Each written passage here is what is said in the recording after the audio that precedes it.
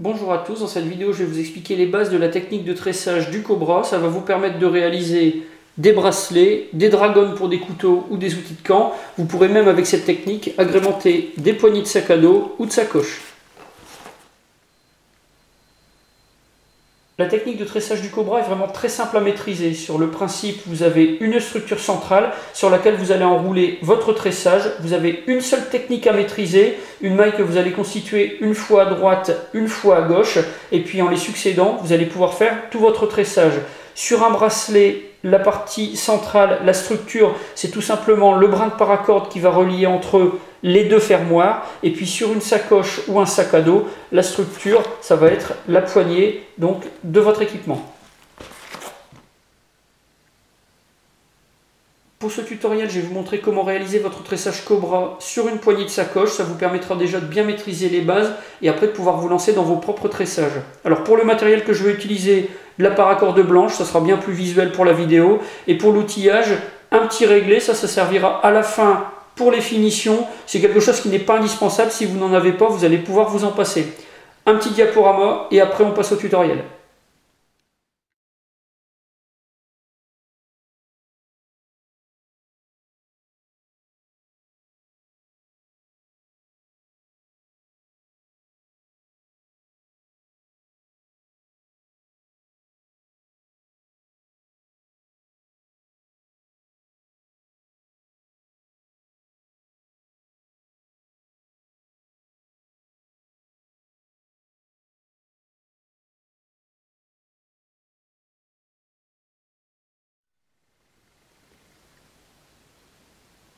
La première chose à faire, ça va être de déterminer le milieu de votre réserve de paracorde, puis de le placer sous votre structure. Vous allez pouvoir ensuite commencer le tressage en lui-même.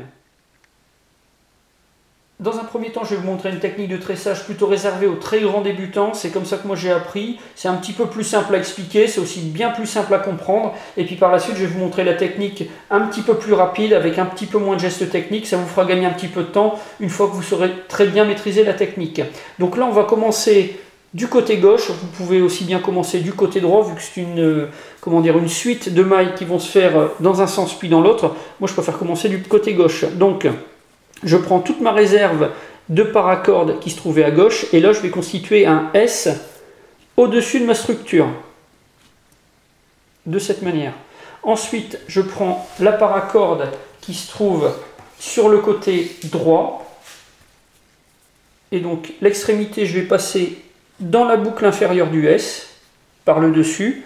Ensuite je vais aller sous la structure et je vais ressortir dans la boucle supérieure du S en passant par en dessous.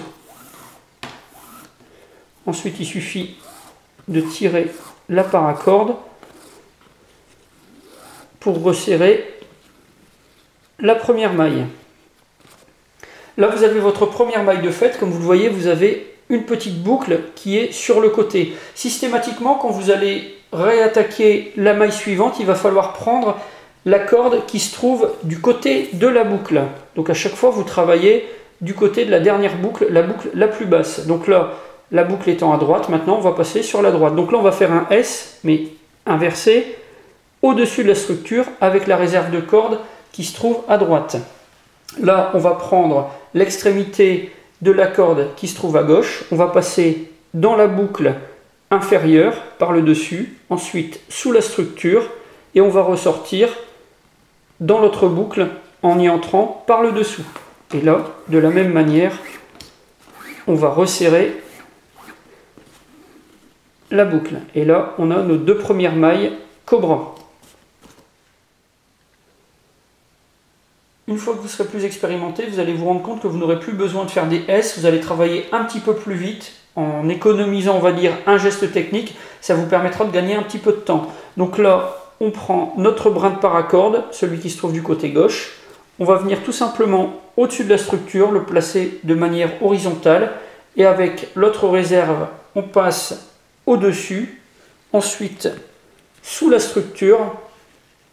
Et on ressort dans la boucle, comme à l'origine. À partir de là, on resserre la paracorde. Et on constitue la maille.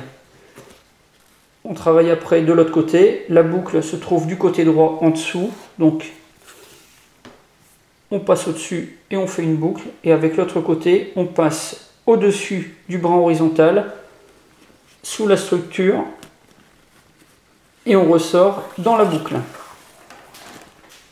Donc, comme vous le voyez, c'est quand même quelque chose qui est beaucoup plus rapide. Comme vous le voyez, la technique de tressage du cobra est quand même quelque chose d'assez simple à appréhender. Une fois qu'on a l'habitude et qu'on arrive à constituer ce type de maille, c'est quelque chose qui est très répétitif. Là, je vais terminer mon tressage hors caméra et je vous retrouve à la fin pour vous montrer comment faire la finition. Le tressage autour de la structure est maintenant terminé, donc on va pouvoir passer aux finitions. Alors, pour ça, on a plusieurs techniques. La première, ça va être, comme pour les bracelets, de couper juste ici et de thermosouder l'extrémité de la paracorde aux boucles qui passent à côté. Donc par exemple, comme sur ce bracelet, juste là et juste là. Donc ça, c'est vraiment une technique qui est parfaitement adaptée pour les bracelets ou les tressages très serrés. Pour les poignets, moi, c'est pas ce que je trouve le plus approprié, vu qu'il y a toujours un petit peu de mouvement. Donc là, moi, ce que je conseille plus, c'est de repasser la paracorde à l'intérieur du tressage. Donc pour ça, moi, j'utilise un réglé, c'est vraiment très simple. On va le passer dans la structure sous la paracorde, sous le tressage. Ensuite, on va venir attraper donc les deux extrémités des réserves de paracorde. Et puis on va simplement repasser à l'intérieur de cette manière. Donc toute la paracorde qui reste. Donc là, ça vous permet en plus d'avoir quelque chose de relativement correct. Et puis après, ça va être à vous de le placer donc soit sur les côtés ou alors le laisser au milieu. Vous tirez légèrement ou avec des ciseaux, vous coupez ici. Enfin bref, vous faites quelque chose de relativement propre. Ensuite, la réserve qui est ici, moi j'ai sur mon autre sac, donc sur ma sacoche Max P ici, c'est ce que j'ai fait. Je la trimballe souvent à la main et il n'y a vraiment pas de souci. Ça n'est jamais ressorti. De toute façon, vous avez quand même pas mal de marge, donc éventuellement, vous pourriez facilement resserrer donc ici sur la fin de votre tressage.